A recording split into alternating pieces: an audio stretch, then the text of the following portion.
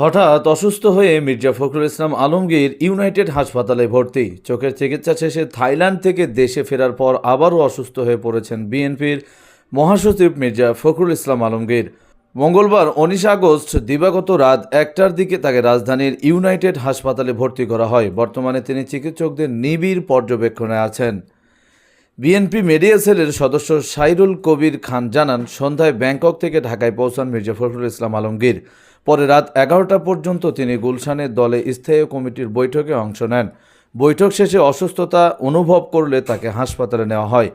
বিএনপির স্থায়ী কমিটির সদস্য অধ্যাপক ডক্টর AZM জাহিদ হোসেন জানান, রাত 1টার দিকে অধ্যাপক ডক্টর NAM মনিরুজ্জামানের তত্ত্বাবধানে মহাসচিবকে হাসপাতালে ভর্তি করা হয়। তিনি বলেন, আলহামদুলিল্লাহ এখন মহাসচিবের অবস্থা স্থিতিশীল।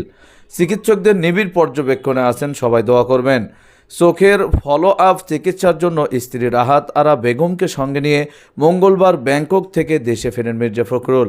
ঢাকা পৌঁছেই গুলশানের বাসায় যান এবং সেখান থেকে দলের বৈঠকে যোগদান করেন। বৈঠক শেষে বাসায় ফেরার পর অসুস্থ হয়ে পড়লে দ্রুত হাসপাতালে নেওয়া হয় তাকে।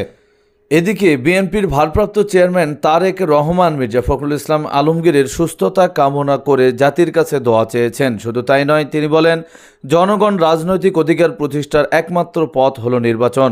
মঙ্গলবার 19 আগস্ট জাতীয়বাদী স্বেচ্ছাসেবক দলের প্রতিষ্ঠা বার্ষিকী উপলক্ষে রাজধানীর চীন মৈত্রী সম্মেলন কেন্দ্রে আয়োজিত আলোচনা সভায় ভার্চুয়ালি যুক্ত হয়ে তিনি মন্তব্য করেন। তারেক রহমান বলেন, ইতিহাসের নৃশংসতম ফ্যাসিস্ট শক্তির পতনের পর ফ্যাসিবাদ বিরোধী গণতান্ত্রিক শক্তির অহেতুক বিতর্কে জড়ানো শহীদদের আত্মত্যাগকে অসম্মান করা শামিল।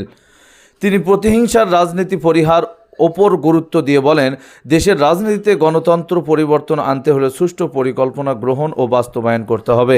একই সঙ্গে মানুষের জীবন মান উন্নয়ন, নিরাপদ কর্মসংস্থান নিশ্চিত করা এবং দেশে বিদেশে নতুন কর্মসংস্থানের সুযোগ সৃষ্টি করাই বিএনপির আগামী দিনের রাজনীতির মূল অঙ্গীকার হবে। ফেব্রুয়ারিতে জাতীয় নির্বাচনের সম্ভাব্য ঘোষণার প্রসঙ্গ তুলে তিনি বলেন, দীর্ঘ 1.5 দশকের অপেক্ষার অবসান ঘটবে জনগণের। মানুষ নিজেদের ভোট নিজেরাই দিয়ে পছন্দের প্রার্থী বেছে নিতে পারবে। এটাই এখন দেশের মানুষের প্রত্যাশা।